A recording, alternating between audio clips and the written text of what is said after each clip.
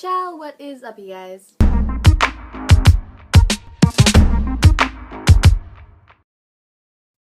Jesus Christ, it's been a long time since you guys have seen this setup, the whole story time, rant, video type thing, and honestly, I have really missed it. Okay, I'll be honest, I think I've actually grown a little bit because the camera's too low now. So it's been 5 months, but a lot of stuff has happened. For example, my dye job has gotten real fucked up. But the one thing I really wanted to talk about today was the new addition to my family. My beautiful and lovely daughter. Mom, please.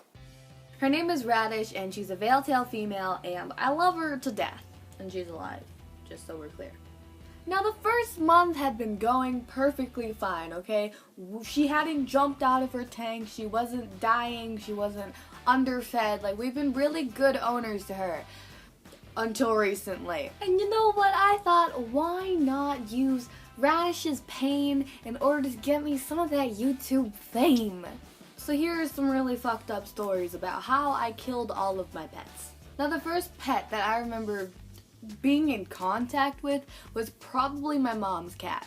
Now if you're new to this channel or you don't know me at all or I forgot to mention this a long time ago, I fucking hate cats, and here's basically the origin story of that. So before I was even born, my mom used to own a cat, and I don't really know what breed it was, I just know from pictures it looked fucking horrifying. So when I was born, my mom still had the cat, but I was like a newborn, so I reeked of placenta, I was puny, and I was completely helpless. And you know what this fucking cat did? I was taking a nap in my crib, wasn't doing anything. The cat crawled into my crib and almost ate me. So my mom freaked out, threw the cat at the wall, and that was the day that she decided that she should give her cat away. And you know, it didn't die from that, that's not how I killed the pet, but I feel like it is something worth mentioning because I also hit the cat with a toy car, and that cat was fucking resilient. And that, friends, is why I hate cats.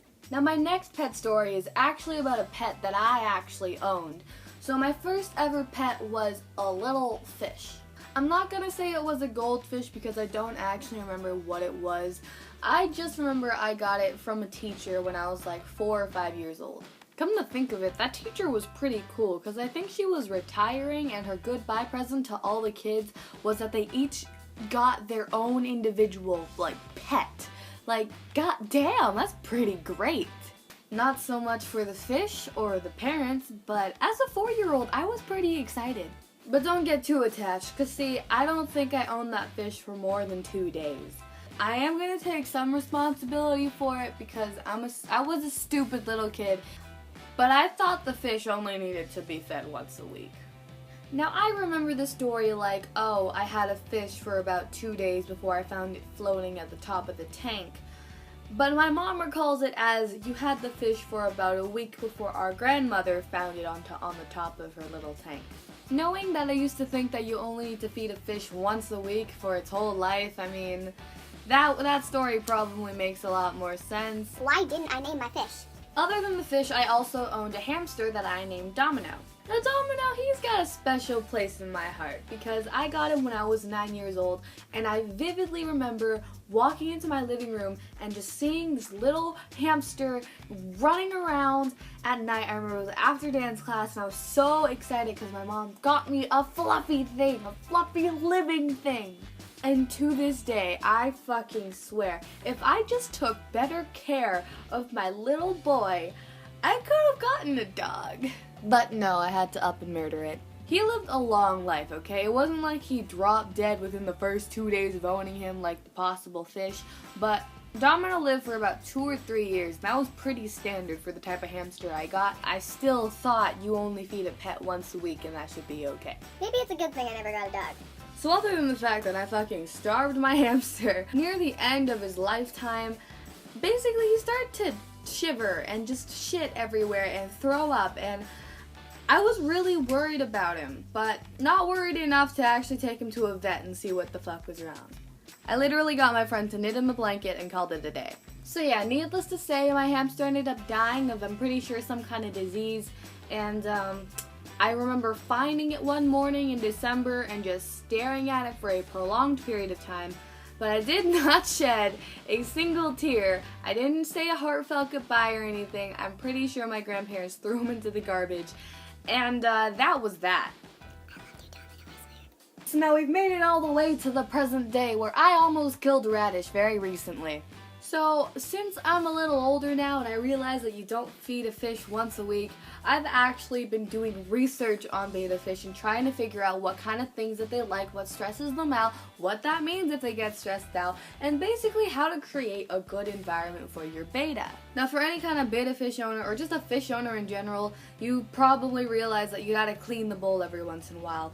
We have her in a bowl, and that means that we have to clean it out pretty often because it's a small amount of water and can build up ammonia pretty quickly. Typically, we just like to use the turkey baster and just like physically suck out the shit that's inside of her tank, but lately she'd been looking pretty tired. Like, she wasn't moving as often, she wasn't interested in her food, so I was getting kind of worried that she was getting sick. A lot of times they can get sick through their water, so I thought the best idea was to give a complete bowl scrub, bowl change, water change to Radish.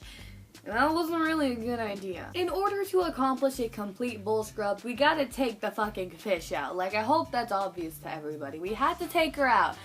And the one time that I have actually tried scooping her back into the little container that she came in that we still own, she freaked the fuck out. Like, she did not want to get inside here. And I nearly killed her the first time by not filling it with water first. So it was like a big air pocket here. And she got in and freaked the fuck out and flopped back out. And see, I didn't want to put her through that again because she hated that. So see, I was being a fucking genius and thought, why don't we just pour the water into the bowl? When she goes in, stop it, and then pour the rest out separately. Your fish is not gonna just go into the stream. Like, it's fucking scared. Its whole home is moving all of a sudden. So she refused to get out of her bowl, and by the time we were like probably a quarter of the water was left, she still wouldn't get out. And the bowl, by the way, is filled to the top already. Like, it's already overspilling. So if anything happens and she doesn't swim to the very bottom, she would fall out and into the sink. And I think from here you can figure out what happened. Radish did not go into the bowl. She ended up spilling out with the other excess water and starting to get pushed into the drain. Now, the worst part about this drain was that it was not closed because we were going to let the water just go in. But it wasn't open either, which was a really good thing. It was like half open, half closed. So our fish ended up getting washed into the drain and was caught between that little space between the drain and like the hole. And she was fucking scared. The water was running out. She couldn't breathe. She was freaking out. I was freaking out. And in the end, my boyfriend had to pick her up with his fingers and drop her back into the bowl where she was starting to turn fucking white. She's quite energetic now. She's enjoying the life that's left inside of her. So that's good. After making this video, I'm starting to really question whether or not I actually should get a dog. See, she's alive. She's completely okay right now. Look at her.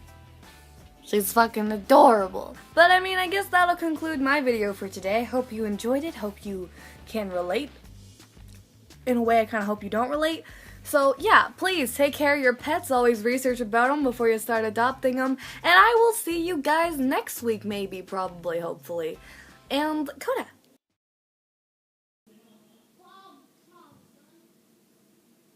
Did you fucking say Donald Trump, son?